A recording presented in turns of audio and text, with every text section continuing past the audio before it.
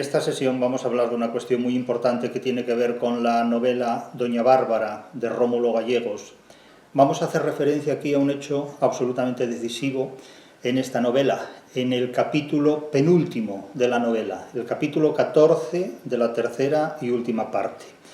A mi juicio este es uno de los capítulos más decisivos de la novela, si no el realmente decisivo desde el punto de vista de la lectura que aquí vamos a sostener, dado que en este capítulo ocurre un hecho decisivo, capital, absolutamente determinante de la novela.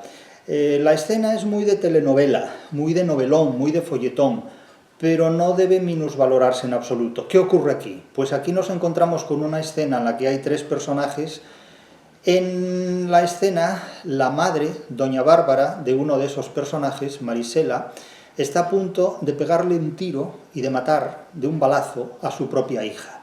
La situación transcurre en un nocturno romántico. La chiquilla, Marisela, concluye la cena con su prometido, con su amante, con su futuro marido, Santos Luzardo, un hombre del cual Doña Bárbara está perdidamente enamorada, totalmente enamorada. No puede soportar que su hija, la que aborrece desde el momento mismo de su nacimiento, pueda arrebatarle precisamente al hombre que ella ama, Doña Bárbara, y se dirige directamente a matar a su propia hija.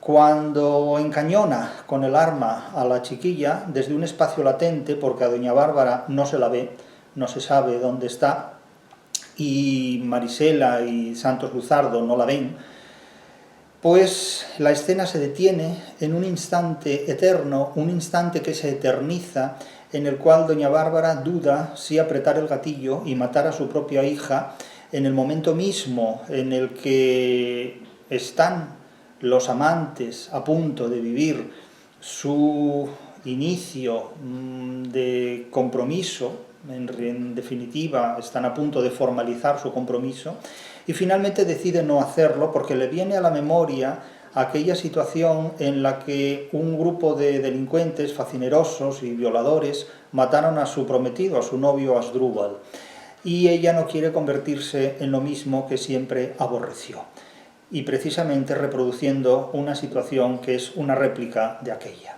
De esta manera, la escena desempeña un papel absolutamente crucial, absolutamente decisivo en la novela. Estos son los hechos. Ahora bien, a estos hechos que adquieren una configuración literaria en la novela hay que darles una interpretación.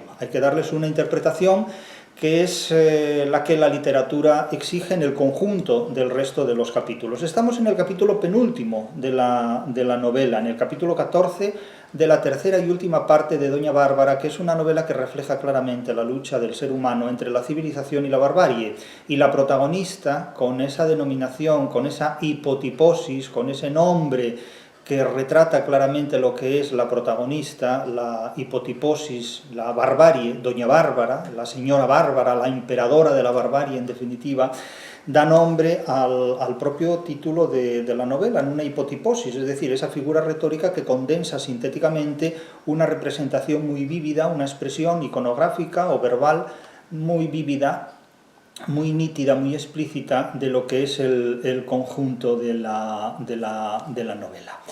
En consecuencia vamos a proceder a leer algunos pasajes clave de esta narración, de este capítulo 14, que nos ayudarán a comprender el sentido que el narrador y que el autor dan al desenlace de esta obra. El capítulo 14 se titula La estrella en la mira.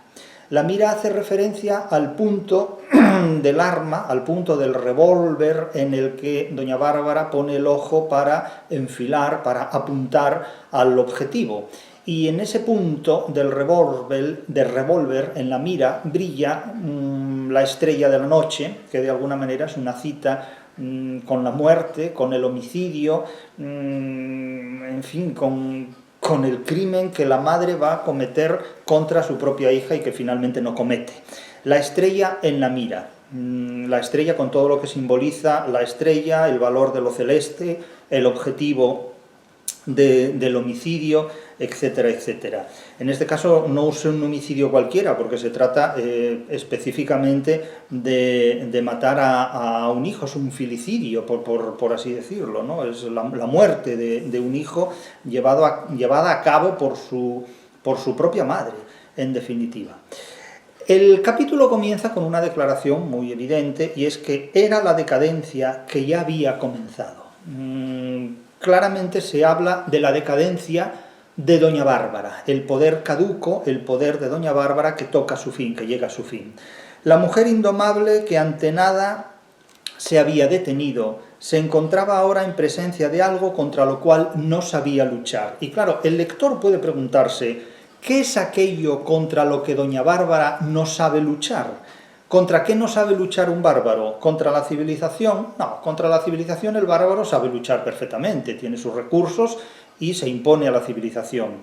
Además, ya hemos sostenido con anterioridad que en la barbarie hay muchos elementos propios de la civilización, y en la civilización también hay muchos componentes propios de la barbarie. La frontera que separa la civilización de la barbarie no es tan rígida, no es tan radical, no es tan nítida como parece, sino que es porosa y con frecuencia es muy permeable a lo uno y a lo otro. La mujer indomable que ante nada se había detenido se encontraba ahora en presencia de algo contra lo cual no sabía luchar. ¿Contra qué no sabe luchar Doña Bárbara? Contra el amor. Doña Bárbara no es capaz de destruir el amor, no es capaz de enfrentarse al amor.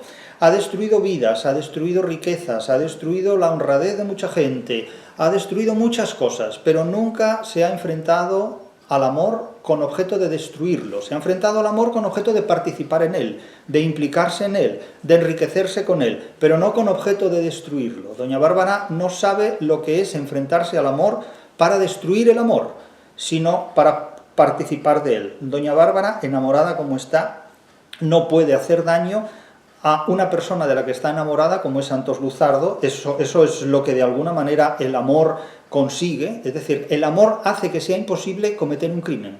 Nadie mata a una persona que ama. No le busquen 5 pies al gato, porque en condiciones normales, vamos a decir así, nadie mata a una persona que ama, nadie maltrata a una persona a la que ama. Me hablarán de complejos psicológicos, de trastornos de personalidad, me hablarán de lo que quieran, pero normalmente a las personas a las que amamos las cuidamos, las queremos y procuramos ante todo preservar su vida en las mejores condiciones de salud para que puedan compartirla con nosotros y con quienes estimen oportuno. El caso es que Doña Bárbara no sabe cómo destruir algo de lo que está enamorada y no es capaz de hacerlo.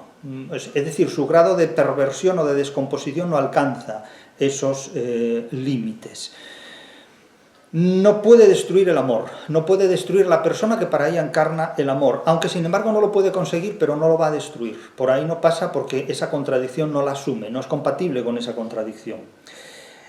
¿Qué presiente? Lo que nos dice el narrador. Presentía el fracaso de las esperanzas puestas en la entrega de sus obras, es decir, ella le había dado a Santos Luzardo todo. Había mostrado su absoluta franqueza, había incluso incumplido la ley para darle la razón a Santos Luzardo. La ley no había sido justa con Santos Luzardo y ella intervino en el curso de los procesos judiciales para, alterando la realidad, reconducir y hacer una justicia que las leyes no imponían, que las leyes no conseguían. Presentía el fracaso de las esperanzas puestas en la entrega de sus obras. Le entregó sus obras, le entregó su vida, en definitiva. Y el fatalismo del indio que llevaba en la sangre la hacía mirar ya, a pesar suyo, hacia los caminos de renunciación. Pero se daba cuenta que, a pesar de todo lo que hizo, no consigue el amor de Santos Luzardo. Entonces ya no sabe qué hacer.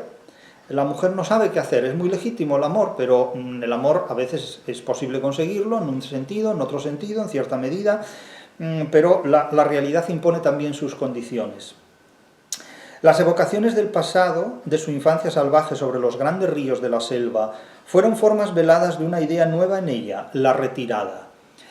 Doña Bárbara piensa en un momento dado en la retirada, hay que asumir esa realidad, en un momento dado hay que retirarse para preservarse, para no destruirse, para no descomponerse, para no perjudicarse, para no deteriorarse aún más. Es sabio, la retirada también es de sabios. Cuando alguien ya no tiene nada que hacer en un determinado contexto, en un determinado momento, debe retirarse.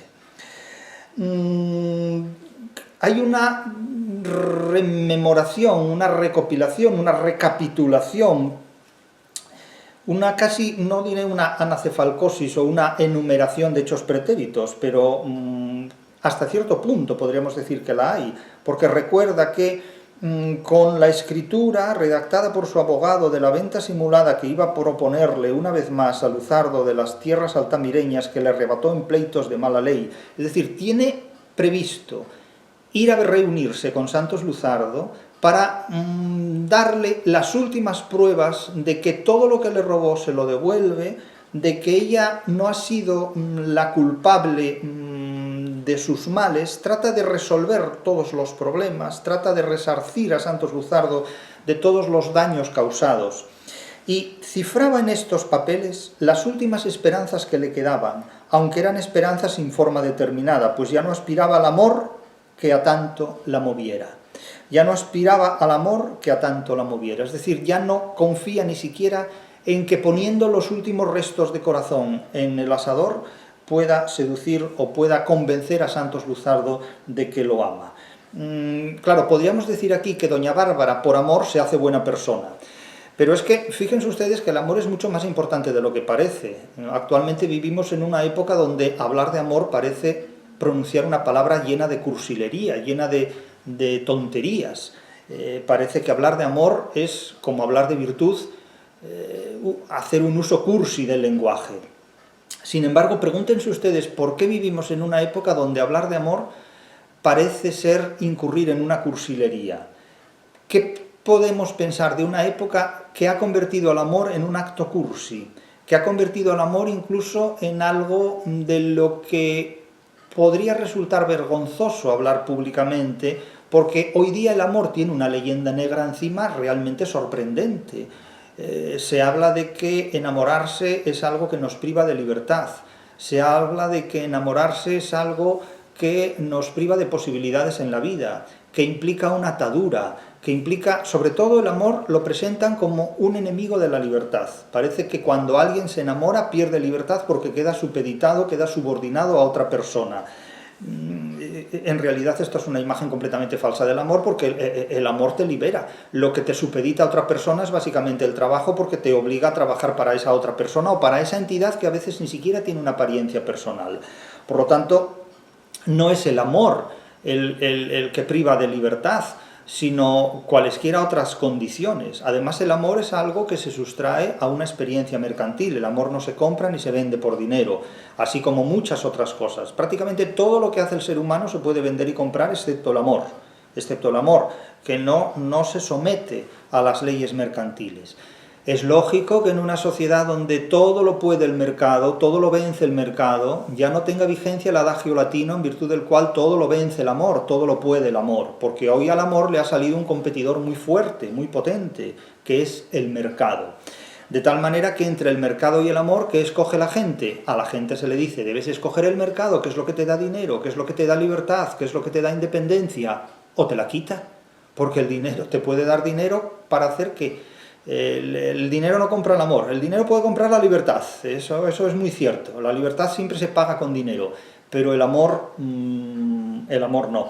Por el amor la gente se hace buena persona, y de hecho por el amor doña Bárbara aquí se hace buena persona. Empieza a haber espejismos la pobre mujer, digo la pobre porque es que da pena. El amor hacia Santos Luzardo le hace identificar la figura de Santos Luzardo con la de Asdrúbal, con la de ese novio que ella tuvo, de la que él se enamoró, novio que le mataron. La imagen de Santos Luzardo se había confundido en su mente con aquella borrosa que conservaba de Asdrúbal, y tan lejano como a éste veía ahora a aquel, Asdrúbal, sombra que se alejaba desvaneciéndose en la luz incierta de un mundo irreal. Nótese cómo esta mujer identifica el mundo presente en el que vive con una serie de imágenes en las que se le aparece confundida la figura de Santos Luzardo con la imagen pretérita y desvanecida también de Asdrúbal, fallecido, asesinado, mejor dicho, muchos años antes. Era su novio, lo mató un grupo de facinerosos, lo mataron una serie de personas para violarla a ella, después en grupo. Es decir, un horror. de tal manera que ella ve en Santos Luzardo la figura de Asdrúbal y revive a la figura de Asdrúbal en la persona de Santos Luzardo. Doña Bárbara cabalgaba marchas forzadas hacia el espejismo del amor imposible. Nótese la frase de una gran riqueza metafórica, hacia el espejismo del amor imposible. Nótese cómo la idea de felicidad, la idea de alcanzar una felicidad a través de la relación amorosa, de la experiencia amorosa, incita a la gente en esa imagen del jinete que trata de llegar a Córdoba lejana y sola. Ese motivo eterno del poema lorquiano, en esa canción del jinete que trata de llegar a Córdoba y sabe que no llegará nunca porque la tragedia de su propia muerte se interpone a Córdoba lejana y sola. Es decir, esta frase en prosa poética de la novela de Rómulo Gallegos remite claramente al tópico de ese poema lorquiano. Doña Bárbara cabalgaba marchas forzadas hacia el espejismo del amor imposible. Cabalgaba hacia Córdoba, podríamos decir, hacia el espejismo del amor imposible. Ella busca el amor de Santos Luzardo más allá de la realidad posible. Se lo imagina de todas las formas factibles y viables, pero nunca llegará a Córdoba. ¿Qué es lo que ocurre? Ocurre lo siguiente. Para la entrevista con Luzardo, que la impaciencia no le permitía aplazar para el día siguiente, es decir, estamos ya llegando a la noche, está anocheciendo, pero la ansiedad es tan grande que no es capaz de contenerse. Entonces no la puede aplazar para el día siguiente, no es capaz de pasar una noche sin Luzardo. Vio que los canelles estaban desiertos, cerrada la cocina y vacíos los corrales. Es decir, cuando llega a su casa, como en el poema de Quevedo, no hay a dónde poner los ojos que no sea presencia y recuerdo de la muerte. Parece que todo está abandonado. Los canelles desiertos, la cocina cerrada, vacíos los corrales. Nótese cómo toda esta sucesión de ablativos absolutos remite al cese de una realidad antes, poco antes, muy poco antes, pletórica y fructífera y hoy inerte y moribunda. Solo Juan Primito andaba por allí. Juan Primito, que representa al bobo útil, a la criatura servil, vacua, sin vida y totalmente mezquina, quedaba. Es como si solo quedara el bufón de la corte, totalmente grotesco y casi también repelente. ¿Qué pasa aquí?, le preguntó doña Bárbara. ¿Qué se ha hecho la gente? Es decir, ¿qué es lo que ha ocurrido? ¿A dónde se han ido todos? Ubisunt, ¿dónde están? Es el motivo de qué ha ocurrido aquí, qué ha sido de todo lo que esto era antaño. Y Juan Primito le da una respuesta que es la que se puede dar a Judas. Fíjense ustedes en la respuesta. Se escabulleron todos, respondió el bobo, dice el narrador, sin atreverse a acercársele, temeroso del arrebato de cólera que sus palabras iban a provocar.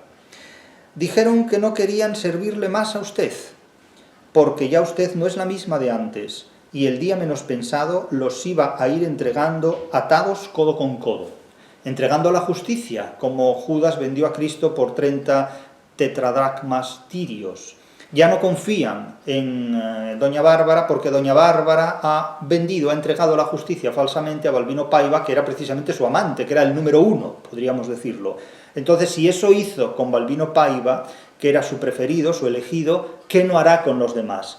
Y por tanto todos huyeron antes de caer, digamos, en desgracia. De tal manera que doña Bárbara está absolutamente sola, solo le es fiel en un concepto de fidelidad completamente ridículo y grotesco, Juan Primito. Y doña Bárbara pregunta por la niña Marisela, por su hija, por Marisela, a la que ha repudiado desde el momento mismo de su nacimiento, de su alumbramiento. La niña Marisela, otra vuelta en Altamira, se la llevó el doctor Santos Luzardo para su casa y, según he oído decir, se va a casar con ella en estos mismos días. Claro, esto es una puñalada al corazón de doña Bárbara. Es decir, doña Bárbara tiene su corazoncito y esta es una puñalada al corazón de doña Bárbara. Es una puñalada al corazón de doña Bárbara. A partir de aquí, doña Bárbara cambia la estrategia, porque resulta que en sus pretensiones de amor hacia Santos Luzardo se interpone una mujer que es su propia hija, Marisela, a la que ella odia y detesta, de tal manera que considera que el obstáculo ya es muy fuerte, es muy poderoso. Y se pregunta a sí misma, en un soliloquio muy imponente, muy poderoso, con erotemas que no quieren respuesta posible, ¿Quiere decir que he perdido el tiempo al entregar mis obras?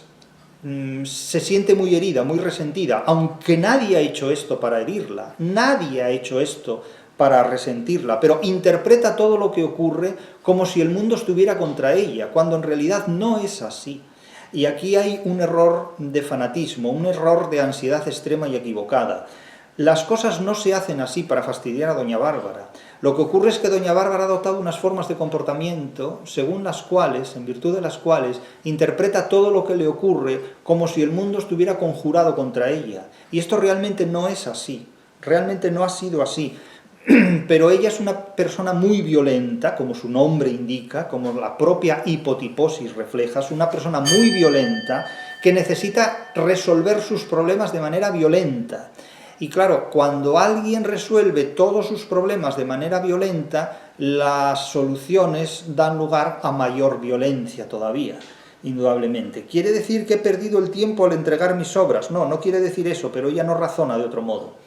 Pues las recojo otra vez, y con ellas hasta la tumba. Pero veremos quién triunfa. Todavía no ha nacido quien pueda arrebatarme lo que ya he dicho que me pertenecerá, primero muerta que derrotada. Bien, estas son unas declaraciones tremendamente desafiantes, pero insólitamente idealistas.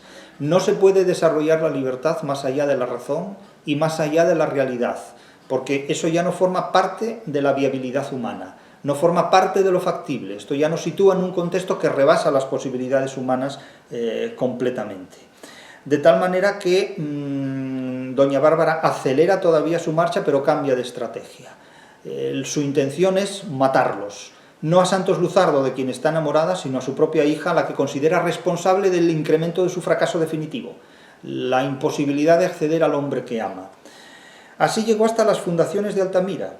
Al favor de la oscuridad de la noche se acercó a la casa. Aquí la literatura ya tiene su escena en el nocturno.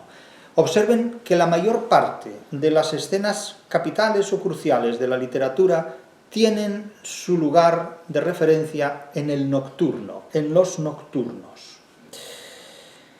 En los nocturnos ocurren las cosas más importantes de la historia de la literatura, mucho antes del romanticismo también. Téngase en cuenta que en El diablo cojuelo la acción inicial y determinante es un nocturno. En la noche, cuando se levantan los tejados de las casas a los ojos de la vista del diablo cojuelo y el estudiante que lo acompaña. Es decir, el nocturno es uno de los escenarios cronológicamente hablando más relevantes de la historia de la literatura, mucho antes del romanticismo. El romanticismo habla de los nocturnos como si fuera un monopolio del propio romanticismo, y no es así. Al favor de la oscuridad de la noche se acercó a la casa y por la puerta que daba al corredor delantero vio a Luzardo sentado a la mesa con Marisela. Es decir, que la escena es una escena romántica, es una escena de nocturno, donde dos amantes prometidos ya, que van a casarse en los próximos días, han concluido su cena y están amorosamente dialogando en un deleitoso coloquio, vamos a decirlo así. Es una escena romántica, completamente, y en esa escena romántica irrumpe la serpiente del paraíso, celosa del amor que ella no posee y que contempla en el protagonismo de los demás. Uno de esos demás es el hombre que ella ama y la mujer que ella detesta, que además, para más dolor, para mayor inri trágico, es su propia hija. Ya habían concluido de comer. Él hablaba y ella escuchaba, mirándolo embelesada. Es decir, ella, Marisela, está perdidamente enamorada también de Santos Luzardo, y Santos Luzardo está perdidamente enamorado de Marisela. Los codos sobre la mesa, las mejillas entre las manos. Esta es una imagen también muy romántica, muy infantilizada de la mujer. Las mujeres no son así de infantiles, ni mucho menos, eso es una pose muy teatral, que el narrador indudablemente subraya para marcar la intensidad de la escena y para que el lector preste atención a esa situación. Pero esta es una imagen francamente muy infantil de la mujer. Las mujeres no son así de infantil, no lo han sido nunca, jamás. Las mujeres en el amor son mucho más inteligentes de lo que la literatura habitualmente retrata. Pero, en fin, son licencias poéticas, ¿Qué es lo que ocurre? Este es el momento más culminante, valga el superlativo, más revelador de la novela. Doña Bárbara avanzó hasta el alcance de un tiro de revólver. Ya nos sitúa la proxémica, es decir, la distancia entre los términos, entre los signos, si prefieren hablar en un lenguaje estrictamente semiótico o semiológico, Se impone, ¿qué se impone? La estoa en el momento álgido del crimen. Detuvo el caballo, despacio y con fruición asesina, es decir, como saboreando la maldad que va a ejecutar. Despacio y con fruición asesina. Noten el poder de la sinestesia, el placer asesino. Es una irreverente paradoja completamente. Es sadismo, es disfrutar con la maldad que sabe que va a cometer, matar a su propia hija o a los dos, porque el lector no sabe cuál es todavía la intención de doña Bárbara. Despacio y con fruición asesina, sacó el arma de la cañonera de la montura y apuntó al pecho de la hija. Es decir, que la tiene enfrente desde un ángulo mortal, a tiro de revólver, como dice el propio narrador, sin que la hija lo sepa, sin que la hija sea consciente, ni Santos Luzardo tampoco, que hacía blanco a la luz de la lámpara.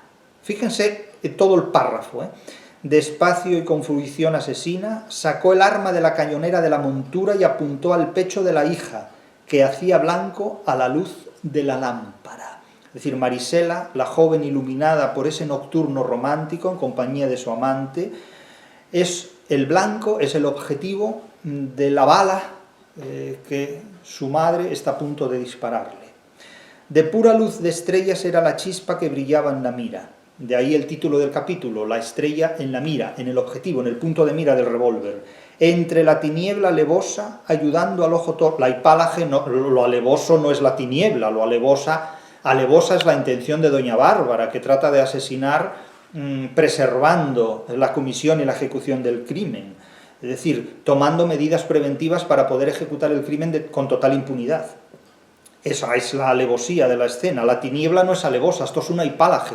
Es decir, la atribución de sentido no recae sobre el sustantivo precedente, tiniebla, sino sobre el sujeto ejecutor, doña Bárbara, que aparece lidido. De ahí la hipálaje. Entre la tiniebla alevosa, ayudando al ojo torvo a buscar el corazón de Marisela. El ojo torvo es el ojo torcido que está guiñado, que está inclinado para afinar mejor la puntería. Mas como si en aquel diminuto destello gravitara todo el peso del astro de donde irradiaba, el arma bajó sin haber disparado y lentamente volvió a la cañonera de la montura. Es decir, que después de ese instante eterno, doña Bárbara dice, no voy a hacer con mi propia hija, aunque creo que el hecho de que sea su propia hija le importa bastante poco, lo que hicieron con mi novio Asdrúbal, matarlo cuando era mi prometido. De tal manera que, puesto el ojo en la mira que apuntaba al corazón de la muchacha embelesada, doña Bárbara se había visto, de pronto, a sí misma, bañada en el resplandor de una hoguera que ardía en una playa desierta y salvaje, pendiente de las palabras de Asdrúbal, y el doloroso recuerdo le amansó la fiereza. Aquí hay un hecho importante, la capacidad del distanciamiento, del extrañamiento. Doña Bárbara se contempla a sí misma. Esto es algo absolutamente capital para identificar el problema propio que pueda tener un ser humano. Cuando uno se ve a sí mismo desde fuera, mediante una perspectiva de distanciamiento, de extrañamiento, puede contemplarse a sí mismo en un terreno objetivo, desde un punto de vista objetivo y no subjetivo. Es que no es lo mismo explicarse a sí mismo desde uno mismo que explicarse a sí mismo desde un punto de vista exterior. La diferencia que hay entre el distanciamiento, el tomar distancia frente a uno mismo, es enormemente importante a la hora de explicar nuestras propias deficiencias y limitaciones. De ahí que se diga que si alguien fuera consciente del ridículo que hace, no haría el ridículo. Si alguien fuera consciente de los errores que comete, no los cometería.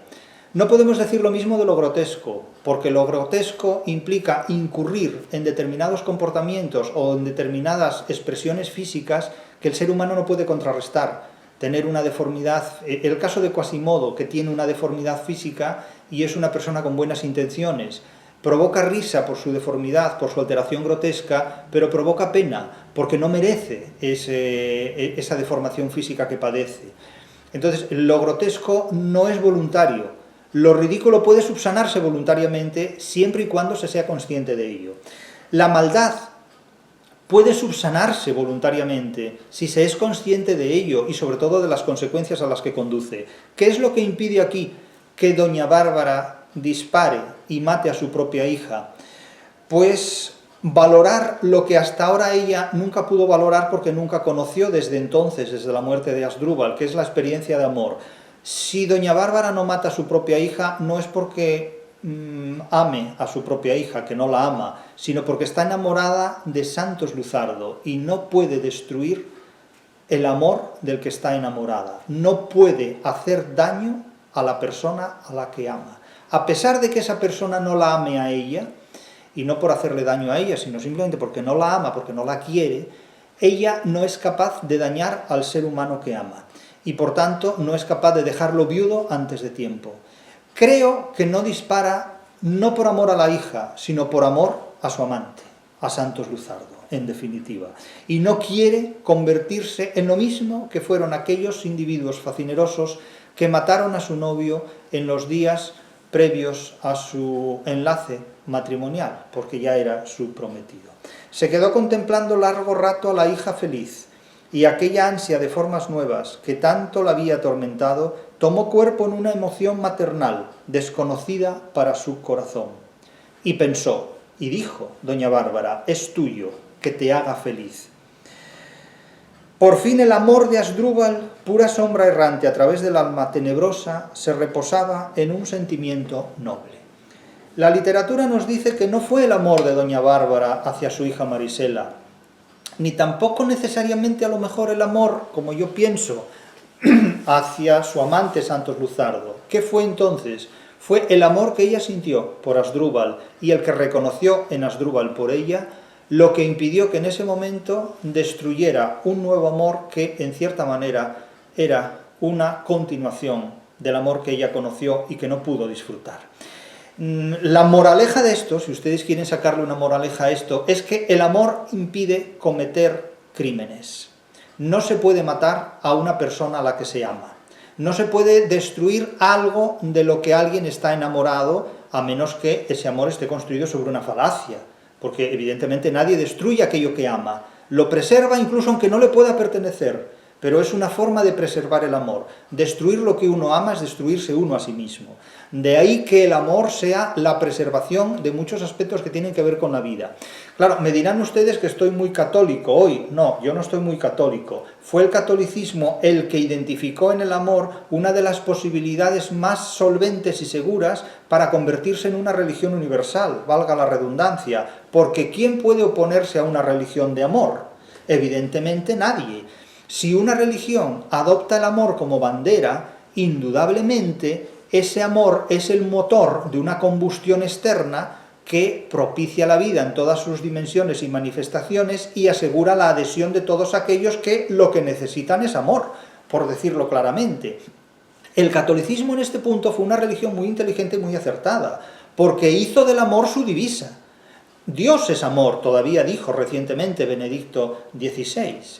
Dios es amor, básicamente. Lo que ocurre es que, a mi juicio, creo que el catolicismo ha fracasado en las últimas décadas a la hora de hacer explícito, a la hora de hacer comprensible el amor de Dios. La gente, cuando se le habla del amor de Dios, no lo comprende. Cree que es una calle de Madrid, Amor de Dios, del barrio de las Letras, pero no es eso, es algo más que un callejero. Para el catolicismo el amor de Dios es la clave. El amor de Dios casi puede ser más importante incluso que la resurrección o que la vida eterna en el más allá, sobre todo porque lo uno está relacionado absolutamente con lo otro.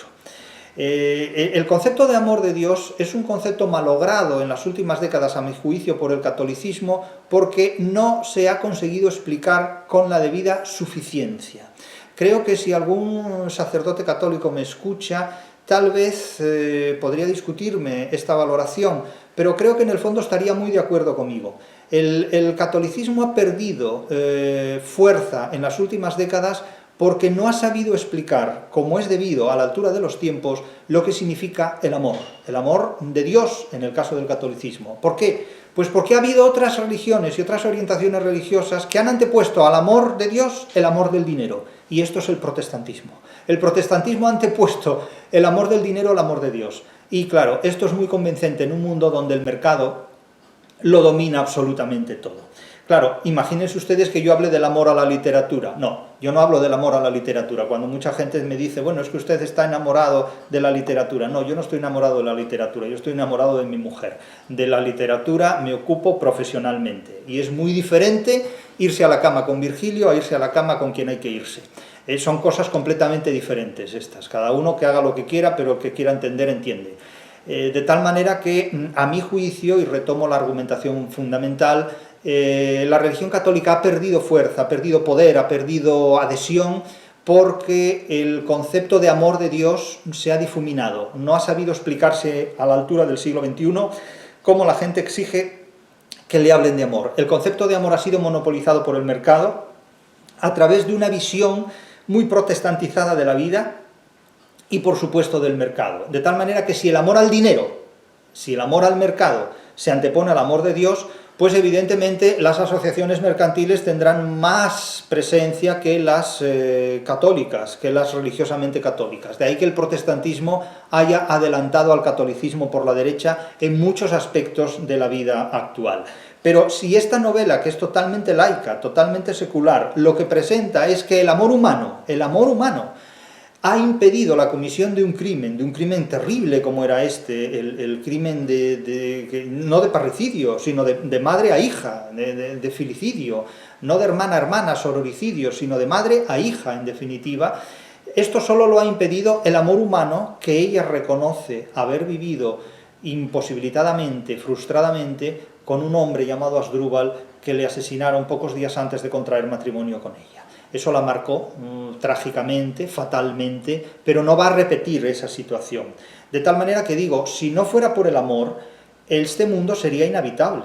Si no fuera por el amor, se cometerían muchísimos más crímenes. Cuando en Los hermanos Karamazov Dostoyevsky pone en boca de uno de los personajes que si no hay Dios, todo está permitido, podríamos decir que si no hay amor, todo está permitido, pero todo lo malo, realmente. No interpreten mis palabras como un mensaje católico. Otra cosa es que se comparta con el catolicismo la alta valoración de la experiencia del amor como una preservación de lo mejor de la vida humana. Ya hemos dicho en numerosas ocasiones que los sistemas políticos e ideológicos del siglo XXI tratan de configurar un ser humano desposeído de amor y desposeído de libertad. No es posible la vida humana sin amor y sin libertad. El ser humano lucha por la libertad constantemente y lucha por el amor, por la búsqueda y por la satisfacción del amor constantemente. Hoy que vivimos rodeados de mensajes que nos dicen una y otra vez que el amor limita la libertad, que el amor compromete nuestra existencia, y poco menos que el amor es malísimo, que el amor es fatal, que el amor es muy malo, que el amor sienta muy mal a la salud, lo que sienta muy mal a la salud es vivir sin amor y vivir sin libertad. La negación del amor y la negación de la libertad conduce a un mundo nihilista, un mundo que puede estar lleno de cosas, un mundo que puede estar saturado de experiencias, pero que carece de las dos experiencias más importantes, el amor y la libertad, porque sin esas experiencias el conocimiento tampoco sirve de mucho. Es que de nada sirve tener salud si no hay amor en el ejercicio de esa salud, y de nada sirve tener tampoco conocimientos si no hay libertad para ejercerlos. Es decir, que el amor y la libertad son dos experiencias que nos hacen humanos, absolutamente humanos. Alguien dirá que los animales se enamoran. No seré yo el que quiera privar a los animales de amor. Los dioses me libren, era lo que me faltaba. Pobres animalitos, que disfruten y gocen del amor como los seres humanos, por supuesto, era lo que nos faltaba. Privar a alguien del amor es privarle de una de las principales esencias de las exigencias humanas, una de las principales esencias de lo que el ser humano exige y necesita para vivir. Sin amor y sin libertad no se puede vivir. Así sea el amor a Dios, según los creyentes, así sea el amor a la pareja, a la mujer o al hombre, a la pareja que cada uno libremente escoja, porque el amor y la libertad viajan juntos. El amor no se puede imponer ni a través de normas mercantiles, ni a través de normas morales, ni de ningún otro tipo de normas. Pero ya digo, un mundo sin amor es un mundo donde triunfa la barbarie, donde triunfa la crueldad, donde triunfa el crimen y la maldad. Y me dirán que estoy muy apocalíptico, pueden decir lo que quieran, pero hay una diferencia abismal entre vivir enamorado y vivir resentido. Una diferencia abismal. El resentimiento legitima la maldad, el amor preserva de la maldad y evita que la cometamos. Si la gente estuviera más enamorada, sería mejor persona.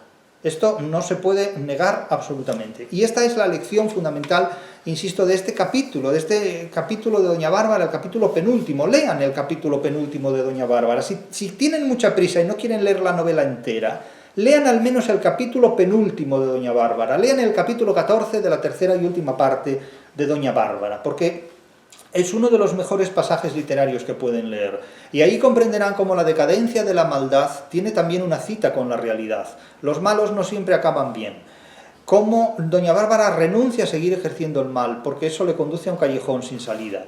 Nótese también que el capítulo tiene un gran poder simbólico, porque doña Bárbara se encuentra con animales que se mueren de sed, porque no encuentran agua que beber. Hay una época de sequía, una estación de sequía, y muchos de estos animales, muchas reses, mueren por falta de agua.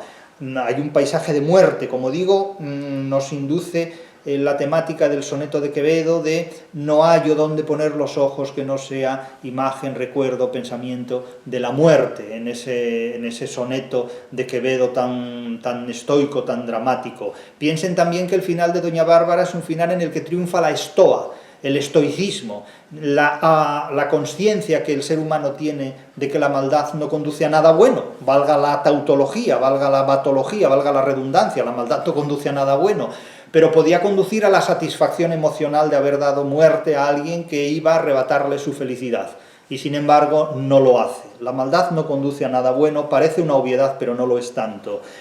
La obstinación por Luzardo está por encima de todo. Puede llegar a matar a alguien simplemente porque cree que ese alguien le impide el amor de Luzardo. No, el amor de Luzardo no se lo impide Marisela. Luzardo simplemente no la quiere y punto. Se vaya con Marisela o se quede solo en la vida. El conflicto entre la sociedad y la autoridad está marcado y evidentemente a doña Bárbara la abandonan como se abandona a Judas por traidora, porque ha vendido a Balbino Paiva, porque ha vendido a su lugarteniente, y el resto de las personas que trabajan para ella temen que en cualquier otro momento las pueda entregar a la justicia sin ningún tipo de validación, de comprobación de nada y sin ninguna seguridad. Entonces, al considerarla como una traidora a los suyos, la abandonan, la dejan. El instinto de venganza para satisfacer sus propias pasiones es lo que mueve a esta mujer, la que la induce al crimen. Por eso digo que en un mundo sin amor la maldad no tiene límites. Lo único que puede poner límites a la comisión de crimen es amar a quien vas a ejecutar. No puedes matar a quien amas. El amor es incompatible con el crimen. El amor es incompatible con la crueldad. El amor es incompatible con la injusticia. Por esa razón, insisto, una religión como el catolicismo ha hecho del amor su divisa y su bandera, porque evidentemente eso no es que evite males en el mundo, que por supuesto, sino que desde el punto de vista religioso genera adeptos, genera una adhesión, porque la gente acude a un grupo humano donde el amor valorado te preserva de daños externos. Claro, esta es una garantía, es que el amor es un seguro de vida. ¿Por qué creen ustedes que los personajes del Dolce Stil Nuovo y de las novelas de caballerías se enamoraban? Porque el amor los hacía mejores, porque el que ama vale más que el que no ama, y el que es amado y correspondido vale más que el que, por la razón que sea, no es amado ni correspondido. Es uno de los ideales del Dolce Stil Nuovo, es uno de los ideales de la poesía cortesana. Por eso Don Quijote se inventa una novia, Dulcinea del Toboso, a partir de la figura real de Aldonza Lorenzo. Es decir, el amor humaniza la vida extraordinariamente y nos preserva de la maldad, a nosotros y a la persona que amamos. Y el amor es el núcleo de una alianza que, si dura toda la vida, es una preservación excelente, porque proporciona una seguridad que fuera de la relación amorosa no se encuentra, porque no se tiene, porque no se puede comprar. No hay una tienda donde se compre el amor, del mismo modo que tampoco hay una tienda en la que se compre la felicidad, aunque la felicidad es mucho más asequible que el amor, indudablemente, porque es un valor enormemente diferente. La felicidad no es una alianza con alguien externo, el amor sí. El amor exige un ser humano con el que aliarse y con el que construir toda una vida. Pero insisto, el amor impide la crueldad. Si una religión afirma que Dios es amor, es una religión que se sitúa por encima de otras. Pero imagínense ustedes que la religión dijera el dinero es amor, o el mercado es amor. Claro, Dios es amor es un lema del catolicismo. El amor al dinero es una exigencia del protestantismo.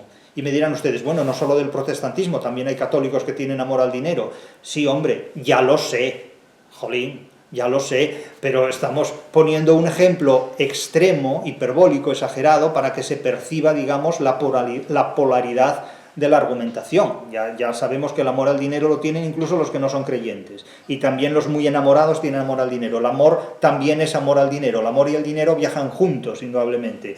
Pero lo que sí está claro es que la conciencia del amor ajeno, en este caso, hace que doña Bárbara no asesine a su propia hija. El amor neutraliza la maldad. Por eso el catolicismo actual, a mi juicio, fracasa, porque ha perdido la capacidad explicativa del concepto de amor que históricamente barajó. La crisis del amor actual ha afectado enormemente a la crisis del catolicismo como religión, y eso es enormemente importante, porque si yo fuera católico, y si yo tuviera como sacerdote católico una responsabilidad en este punto, me esforzaría mucho en explicar lo importante que es en el marco de la religión católica el amor, porque esa es una casilla que se está vaciando, que se queda vacía en estos momentos, y es importante recuperarla. El protestantismo ha reemplazado esa casilla y ha reemplazado en el amor a Dios por el dinero, y le han ido muy bien las cosas financieramente hablando, con las crisis habituales, pero en ese punto estamos. De tal manera que, ya digo, este capítulo que concluye en ese magnífico nocturno novelado representa algo muy importante. Una vida sin amor y sin libertad no es una vida humana, es otra cosa completamente diferente. Si algo nos permite reflexionar hoy día sobre la importancia del amor, no digo yo que no sea la religión, pero desde luego sí lo es la literatura y sí lo es una novela como Doña Bárbara de Rómulo Gallegos. La literatura implica una cita con el amor que, lejos de ser una cursilería, es una experiencia absolutamente decisiva para evitar la adversidad, la crueldad y la maldad. No se destruye a lo que se ama, nunca. Todo lo contrario, se lo preserva siempre, porque mientras viva la persona a la que amamos, una parte fundamental de nuestro amor vive con esa persona, sea o no correspondido. Esto ya es completamente secundario. Preservar el amor a los demás es preservarnos a nosotros mismos y preservar a los demás con nosotros, siempre.